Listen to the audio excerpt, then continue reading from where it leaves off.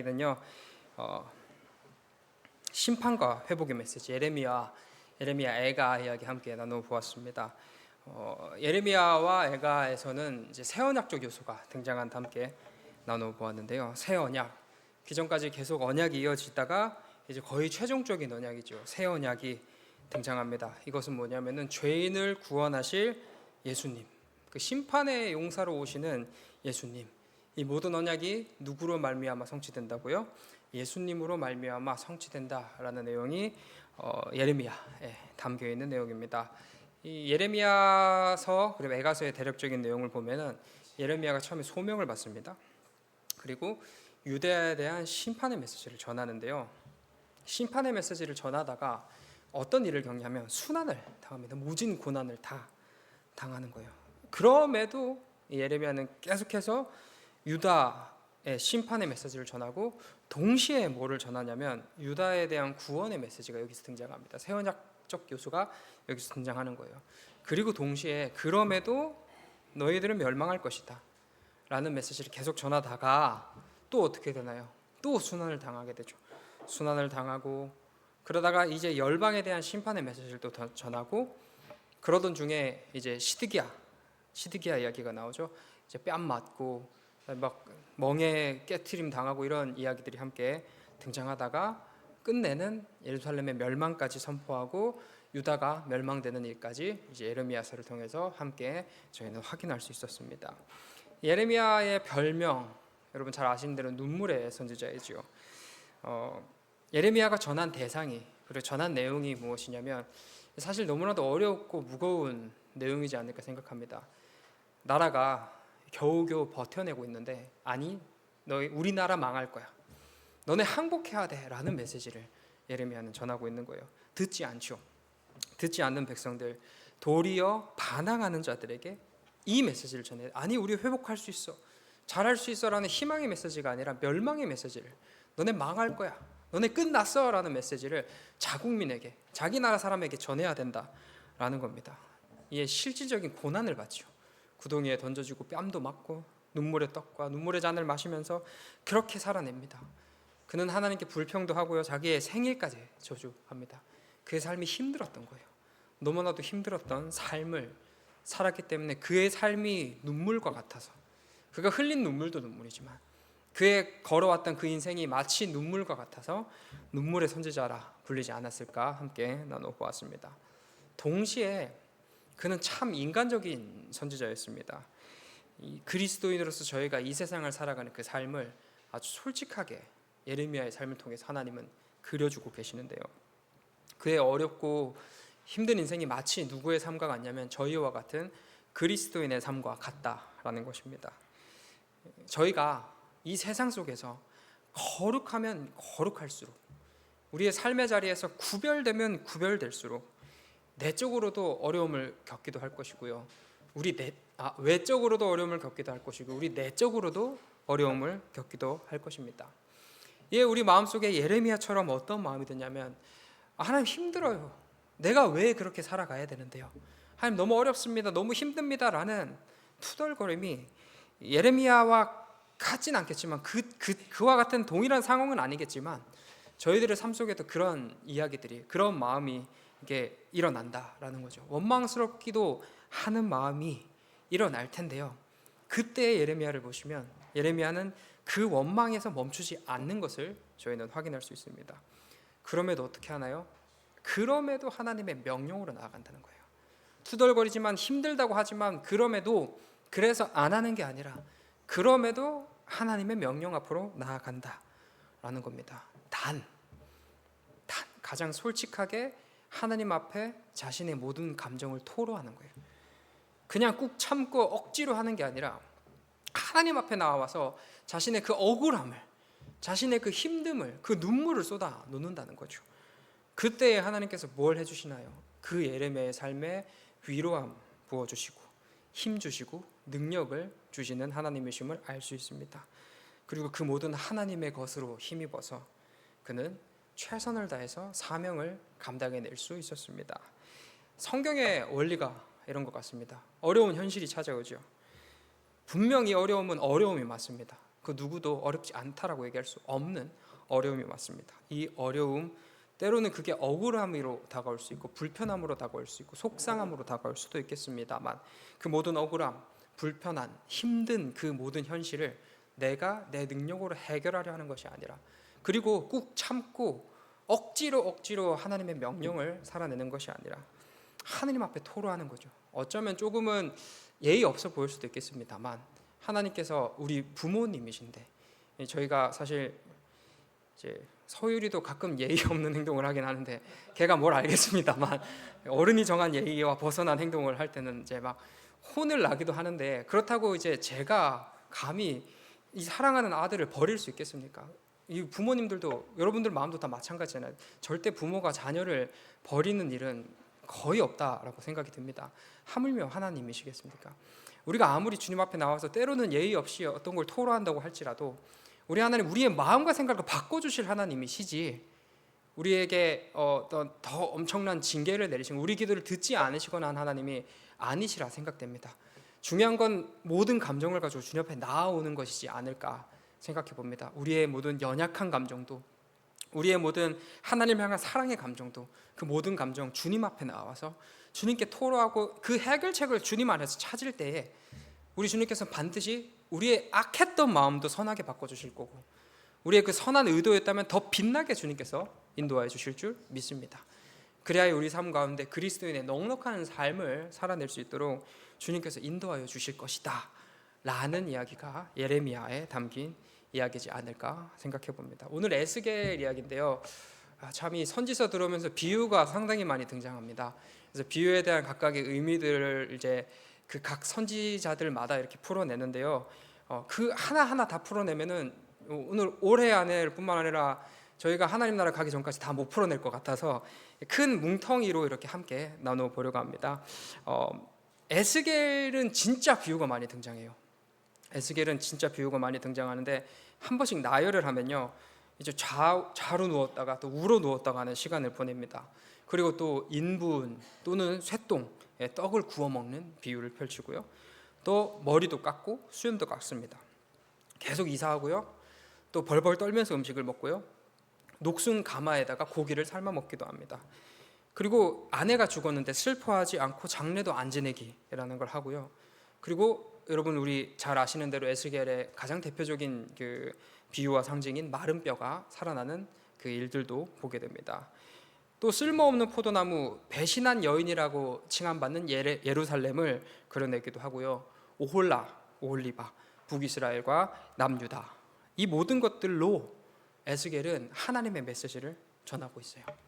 조금 더 다르게 얘기하면 이 하나하나 다 풀기보다는 이 의미를 우리가 한번 해석하자고 한다면은 조금 더 다른 차원에서 이걸 보면은 그 모든 것을 에스겔이 어떻게 했나요? 살아냈다라는 것입니다. 그 비유가 담긴 의미들은 있을 것입니다. 멸망의 메시지를 전하는 거고 때로는 구원의 메시지를 전하는 각각의 비유들을 전해야 되는 에스겔의 삶을 한번 오늘 보자 이것입니다. 그는 어떻게 했냐? 그 명령을 살아냈다라는 것입니다. 그 어렵고 힘들고 모질고 고통스러운 그 모든 비유들을 그는 살아낸 사람이었습니다.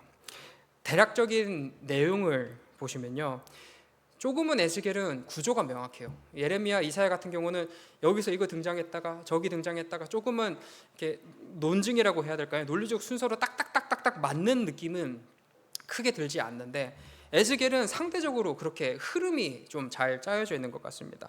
처음에 사명을 받아요.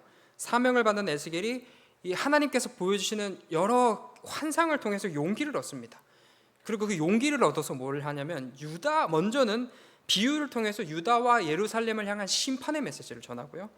그리고 폭이 넓어져서 이방 민족을 향한 심판으로 이어집니다. 그리고 그 모든 심판 이후에 유다와 예루살렘에 의한 축복의 메시지로 이어지고요. 마지막에는 성전이 회복되는 이야기까지 이렇게 조금은 논리정연하게 흘러가는 이야기 라인이 바로 에스겔이 보여주고 있는 이야기인 것 같습니다. 에스겔은요, 에스겔이 썼다로 알려져 있고요. 그가 활동했던 시대는 바벨론 포로기 시대, 멸망의 시대를 살아가면서 그가 에스겔서를 썼습니다.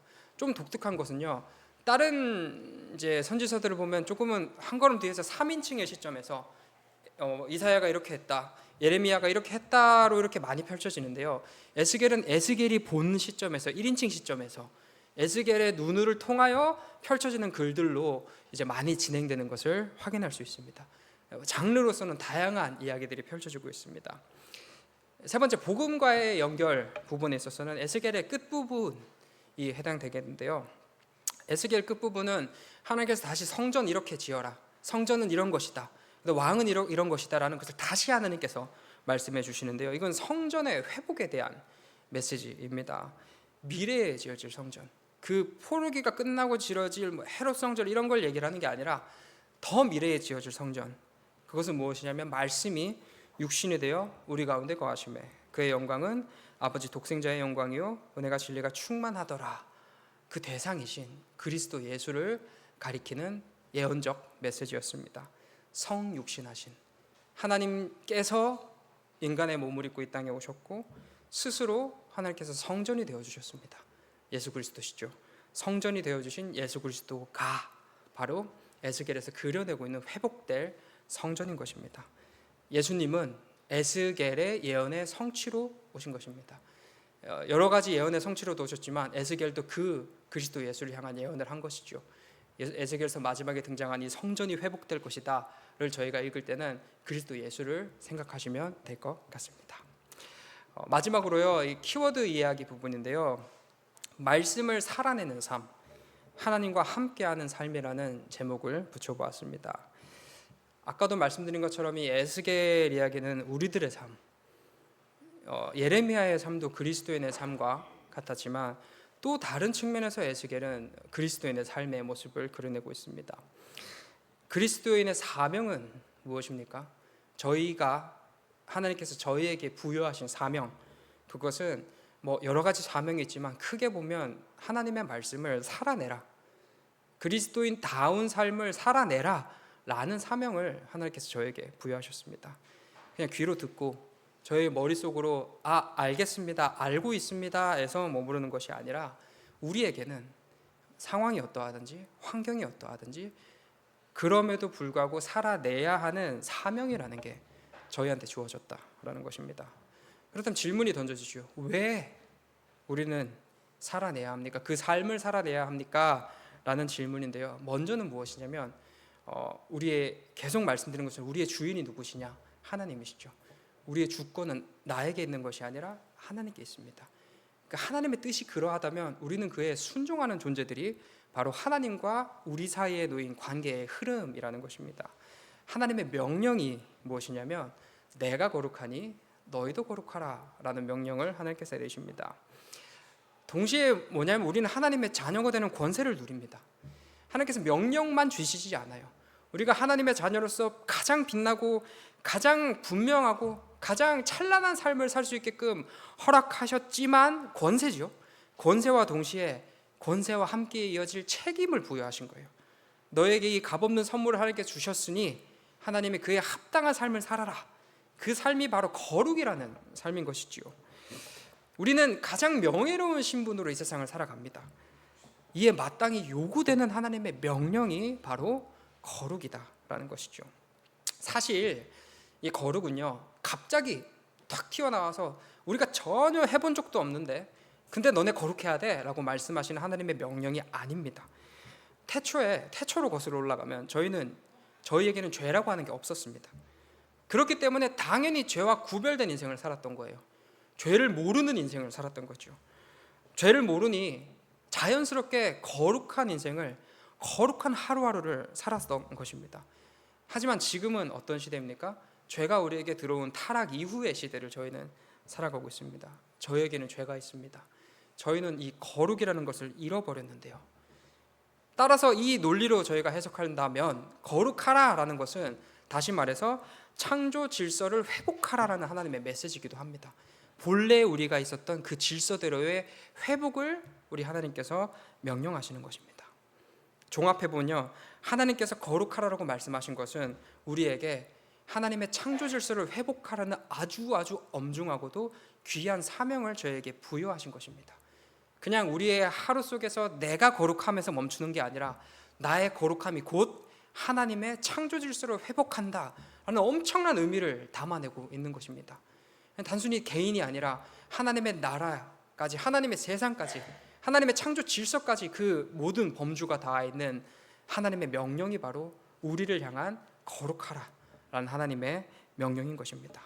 이 명령을 다른 이들에게 부여한 것이 아니라 하나님의 사랑받는 하나님의 자녀에게 주님께서 부여하셨다라는 것입니다. 하나님께서 사랑하시고 하나님께서 지키시고 보호하시는 그 가장 빛나는 직분을 받은 자들에게 하나님의 가장 숭고한 사역을 맡겨주셨다라는 겁니다. 우리의 거룩은 살아내기 힘든 그것이기도 하겠지만 어쩌면 우리가 감히 감당할 수 없는 귀한 사명을 주님께서 그 창조 질서의 회복이라는 가장 명예로운 사명을 저에게 부여하신 것이라고 생각하신다면 좀 더 힘차게 그 거룩을 살아낼 수 있지 않을까 함께 생각해 봅니다. 한편 두 번째로는 거룩, 이것은 뭐냐면 하나님의 나라를 확장시켜 나가는 아주 중요한 방편이 됩니다. 우리 주님께서 본래의 자리로 돌아가시기 전에 명령을 내리시오. 지상명령이라고 합니다. 땅끝까지 이르러 누구의 증인이 되라고요? 그리스도 예수의 증인이 된 삶을 살아라 라는 지상명령을 내리고 본래의 자리로 돌아가십니다. 여러분, 증인이 어떤 존재입니까? 보고 듣고 느낀 진실을 증명하는 자가 바로 증인입니다. 증인은 이 사건이라는 것에 있어서 아주 중요한 역할을 해요. 그 사건이 증인의 증언으로 말미암아 진실이라는 게 드러난다는 거예요. 어떤 사건이 펼쳐졌을 때 증인이 나타났고 그 증인이 어떠한 내가 봤습니다, 내가 들었습니다라는 그 증언이 그 사건을 해결하는데 진짜 중요한 실마리가 되는 것입니다. 저희가 누구입니까? 저희가 주님의 증인입니다.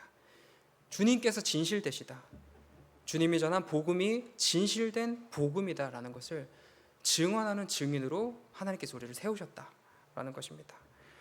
저희는 말로 복음을 전하죠.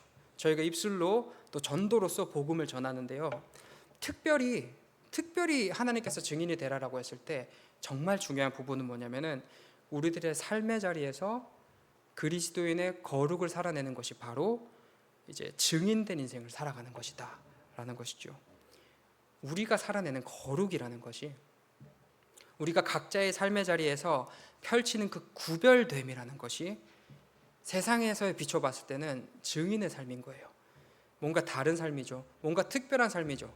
하나님께서 이 죄악된 세상 가운데 구별된 인생을 살아가라는 그 명령은 그들로 하여금 이게 진리다, 그들로 하여금 이게 옳음이다, 이게 빛이다, 이게 복음이다 라는 것을 누구를 통해서 비춰주신다고요? 우리들의 거룩한 그 하루하루를 통해서 주님께서 비춰주신다라는 겁니다. 다시 말하면 우리들의 삶이 뭘 증언하고 있냐면, 우리들의 구별된 삶이 뭘 증언하고 있냐면 그리스도 예수의 살아계심을 증언하고 있다라는 겁니다. 그렇게 세상은 우리를 통해서 주님을 바라봅니다. 그렇게 세상은 구별된 우리를 통해서 주님을 알게 되죠. 그렇게 세상은 구별된 우리들의 삶을 통해서 주님께로 돌아오게 됩니다. 그렇게 하나님의 나라가 확장되어 나가는 거예요. 무엇을 통해서요? 증인된 우리들의 구별된 삶을 통해서 하나님의 나라가 확장되는 거예요. 삶의 자리에서 그들과 똑같은 인생을 살아가는 게 아니라 그들과는 다른 하나님의 뜻에 합당한 삶을 에스겔처럼 살아내는 그 모습을 비췄을 때 그들은 우리들의 모습을 보고 하나님을 보게 된다라는 것입니다. 그게 증인의 삶이고 하나님께서 복음을 전하라는 우리 삶의 자리에서의 사명인 것입니다. 하나님의 사명은요, 우리가 받은 은혜에 대한 책임이자 창조 질서의 회복이죠. 첫 번째 말씀드린 건 창조 질서를 회복하는 일이고, 또 증인의 삶으로 하나님의 나라를 확장시켜 나가는 것입니다. 참 빛나고도 엄중한 사명인 것이죠.